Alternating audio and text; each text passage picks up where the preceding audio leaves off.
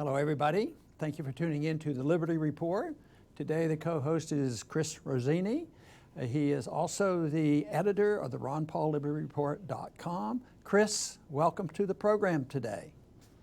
Great to be with you, Dr. Paul, for another episode of Mythbusters. Well, there's still some myths out there that we keep working on, so what do you have for us? Let's start off with, politicians long ago discovered that if they're able to promise free stuff to people, it gets them elected. We're seeing that again this year with Bernie Sanders, foremost Bernie Sanders. And a lot of times the supporters, we tell them, he has to basically steal from someone in order to give you something. And a lot of times the supporters, they'll justify it in their mind somehow just to make them feel better. And they'll say, oh, well, he'll cut from the military or cut from wasteful spending, but that still doesn't change the dynamics of what occurs in order for him to give free stuff away. So Dr. Paul, can you please talk about this justification process that goes on and how nothing really is free?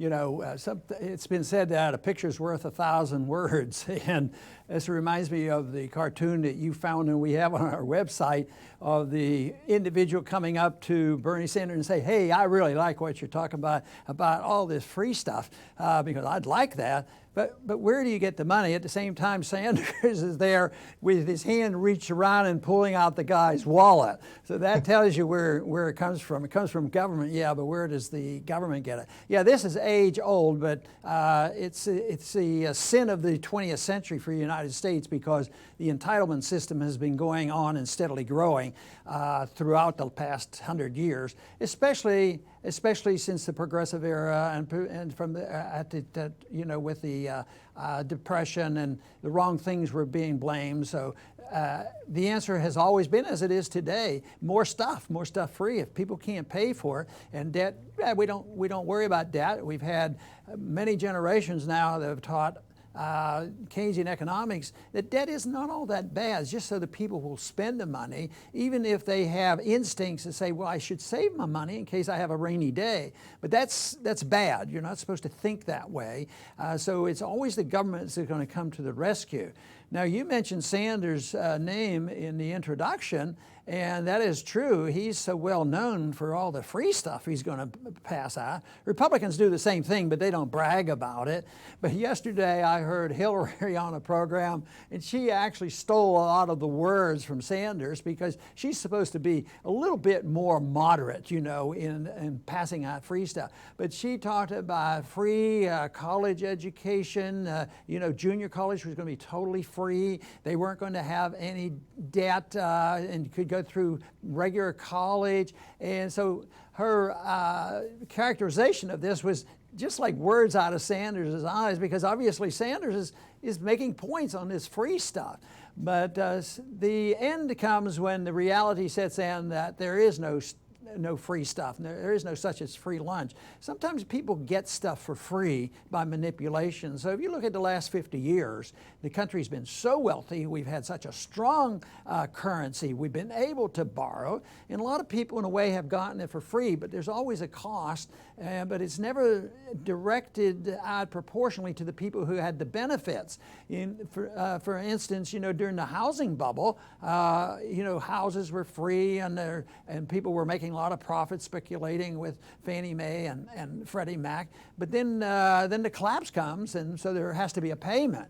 But guess what? Those people who made those huge profits, they didn't have to pay. But some of the people who were sort of innocent bystander and innocent beneficiaries, those who were getting houses, they lost their jobs and they lost their houses, and that market really hasn't recovered since. So this principle of something for free is so deceptive, and it's sort of like I think there's an instinct in everybody. Oh boy, am I going to strike it rich? Maybe I can win the lottery. And when the lottery so high a couple weeks ago, the cars were lined up at the places that were selling lottery tickets, always hoping to win the lottery. And I think this is it. I think people realize it might end, but they're always hopeful. And I think lawsuits are a lot like this. Well, yeah, I don't know who's guilty or what, but maybe with these advertisements on TV, let's just sue somebody and I can win the lottery. Well, winning the lottery is not going to happen eventually, because everybody's going to suffer. It's going to challenge our whole concept of liberty, and it's going to challenge the concept of what the government should be doing. But there is no such thing as a free lunch, and the sooner the people in this country wake up to it, the sooner they will come around to believing that the founders were correct, free markets are better, sound money is better, and that self-reliance and responsibility for oneself is much better than thinking for a minute that somebody in the federal government will take care of us from cradle to grave. That is an illusion, and it is a myth. Yes, correct. And next, Dr. Paul, let's go to government and racism. Government is always preaching to us, preaching down to us, of course, about not paying attention to someone's skin or their gender or their age and everything. And yet it's the same government that gives us forms, and they want to know our age, our sex, our race. They want to know everything about us. It doesn't stop there, of course. And if we look at the election season, they use that information, and then they slice and dice their message to get the black vote or the Hispanic vote or this vote. And this is the same government that tells us not to pay attention to the color of skin. So can you please talk about this blatant hypocrisy? Well, the polling and the elections are all attuned to racism, even though they would deny this. But, the census is designed, especially that extensive questionnaire on the census on what people think and believe. And usually the political party in charge has an advantage of getting that information where everybody else does not have it. But no, the racism really gets institutionalized by governments. Markets tend to want to correct it. So our government, from the very beginning, we're very much in racism and talk about two races, and slavery was going on. And even after the Civil War, which was not designed really to free the slaves as much as to destroy the Republic, but the slaves were free. But then the government moved in with Jim Crow laws, and they practiced racism all the way through. Military, even through World War II, in my lifetime, they were still segregating people in the military. But they use it all the time. Walter Williams, a black economist that is well respected, he explains this because he was raised in the inner city of Philadelphia, but now is obviously a well-known professor and a libertarian type. And he said, why do I need a black leader? So black leaders have part of this too. Black leaders are part of the government to institutionalize these concepts. It really bothers me as a libertarian when they say, how's the black vote going to do? Well, why do they even ask that question? Even though people can come up with statistics, but I don't like it. The description of a group. And base their rights on that. Rights should be individual, so it's a distraction from individual rights, and therefore it's the inequality that we find in our court system is the fact that we don't treat everybody equally. Now, one comment and one person has been in many ways heroic in his effort to try to change the relationship between black and white, and actually was strongly anti-war, was Martin Luther King. But he made this very strong point, he's quoted all the time, that the one thing that he wanted to see his children grow up where they would not be judged by the color of their skin, but by their character. But why have we lost that, and why have the leaders of these communities only talk about this? What are you going to do for the black community? What are you going to do for the Hispanic community? I ask, what are you going to do for liberty? And why is it that everybody doesn't universally accept the principles of liberty? You would bring people more together if they understood the principles of liberty and how important the market economy is, because that's how people come together. And this idea of rights should not be divisive. But if you put rights in categories, women's rights and children's rights and minority rights and all this is very divisive and does not answer it. But quite frankly, this is not an easy argument to make, because people will twist this. They won't say, well, yeah, we can't talk about character yet until you get rid of all of this racism stuff. So I think the one thing, the principle of libertarianism would go a long way. Just think of what has happened over the years with voluntary approaches. One of the greatest integrators in our country, a long time before we had forced federal laws on what to do in schools and things, was in sports. Just look at what has happened in sports, and most of it, the Jackie Robinsons and others, they excelled in that, and yet I think of the runner under Hitler. He was great, and he was a black person, and it was in sports that you have this integration. But if we would just get out of the way of trying to think that just the use of force and putting people in categories is the answer, I think if we got out of the government, got out of the way, and didn't and the media didn't always preach the gospel of groups. How did this group vote? How did that group vote? We'd get along. We'd get along a lot faster about integration. Yes. Next, Dr. Paul, let's move to foreign policy. And in a recent Republican debate, candidates were going back and forth on 9/11 and who's to blame and who was president at the time and who didn't get bin Laden. Yet they were all, it just went over their head as to the genuine reason as to why America gets attacked. And you, Dr. Paul, were famously on stage and you had to explain it to Rudy Giuliani. So once again, Dr. Paul, please explain that maybe it's not certain individuals, but the philosophy of our foreign policy that causes all this hatred towards us. Well, I think most people know my position on this because our foreign policy has blowback. When we do the wrong thing to people or it's misinterpreted, people get angry and they want to come back and hurt us for this. But the real basic problem is interventionism, that we're in their face and we bomb their countries, we occupy it, and a lot of people die.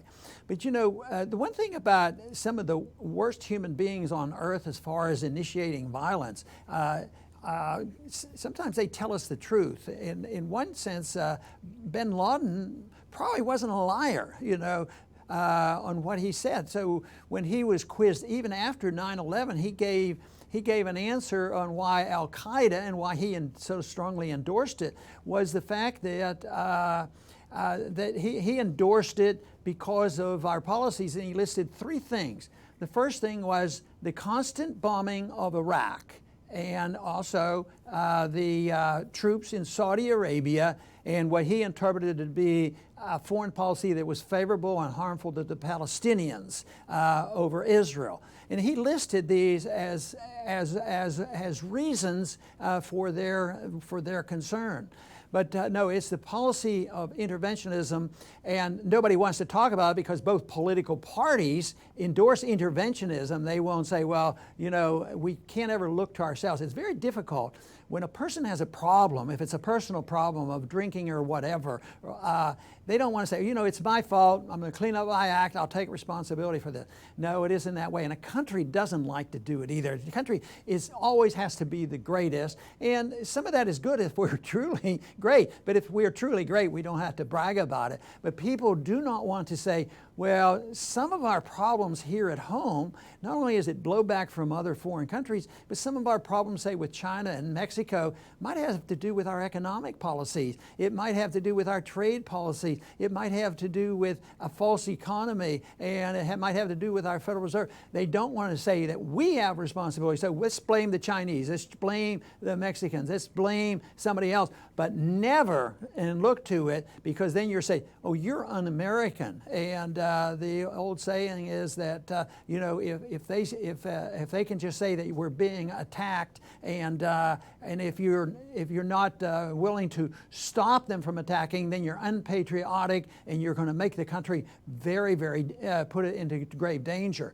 So that is what goes on. It's a political thing. One party tries to blame the other party, no matter what, but the individuals probably are less important, because I think sometimes if you really wanted to sort out a lot of things that are going on in foreign policy, you'd have to really have a full understanding of the CIA and the monetary system and all the other things that go on that might be just beyond the control of one or two individuals who are supposed to be in control. But nevertheless, it's all a facade. It's a myth to think that as bad as George Bush was, he had a horrible foreign policy, made things much worse. But to say that 9 months after he was in office, that he alone was responsible for 9/11, I don't buy into that. But I believe that the neocon philosophy has been around a long time, and he was part of that, and he perpetuated the problems. But it's the philosophy of the neocons that's the real culprit when you look at the disastrous results of our foreign policy.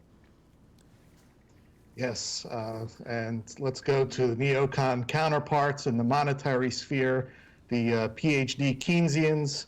We'll finish up with them, Dr. Paul. They're constantly in the press trying to convince the public that gold is a barbarous relic, or some even call it a useless pile of rocks.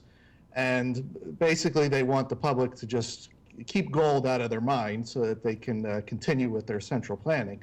Now, when they say that gold is just a bunch of useless rocks, they're actually showing a bit of ignorance on how gold became money and maintained itself as money for thousands of years, even up to today. So if you could please discuss why gold, why not another rock or precious metal, and how it came about to be money. Well, there's two things there. One is total ignorance, because they probably never read the history of money. They probably don't have any idea about Austrian economics, so they believe the myths that they've been taught for the last 50, 60, 70 years, that paper is money. Even the Federal Reserve Board chairman, they say gold is not money. Now, they may not truly believe that, but it's very important. Not only are they confused economically, so many of them, but they also know about power.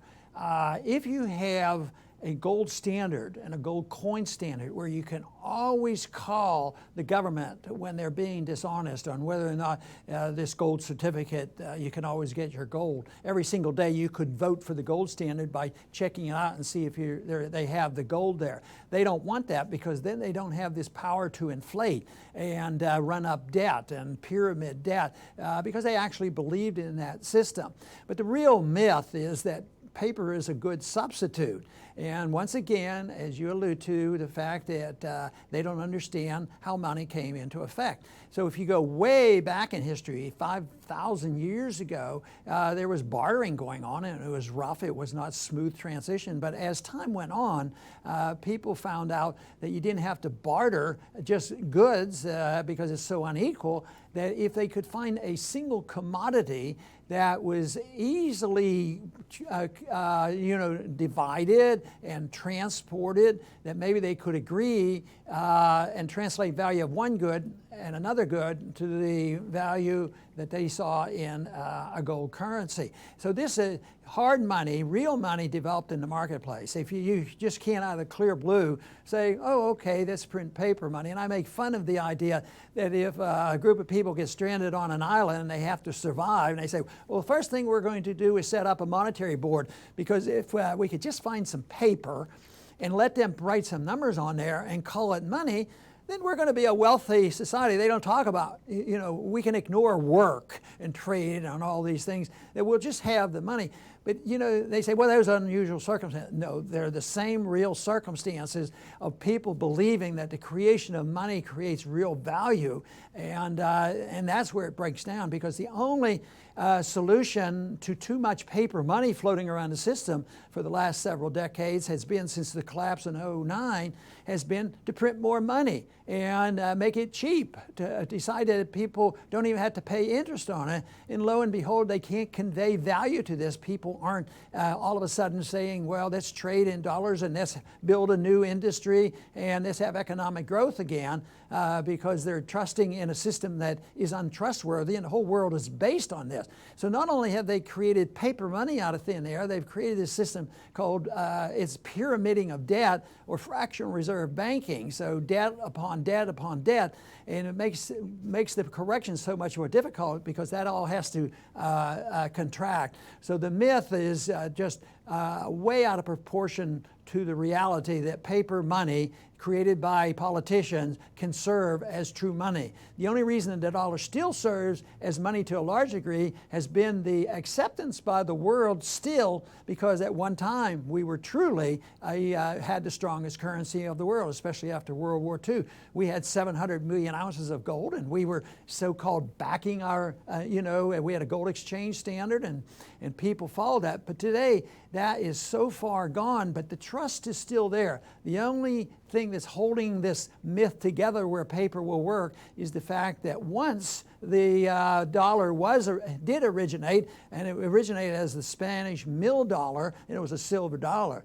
But that is gone. All we're waiting for now is the liquidation of the debt and the absolute need for monetary reform. And once again, they will have to have true reform by picking a currency, whether it's in the marketplace or by government, picking a currency that has and is accepted by the people and was accepted by the marketplace, and not some concoction out of a computer or out of a printing press. And I think that time is coming, and it is not too far off. But Chris, I want to thank you for being with us today. Thank you, Dr. Paul. Very good, and I want to thank the listening and viewing audience today for being with us, and please come back to the Liberty Report soon.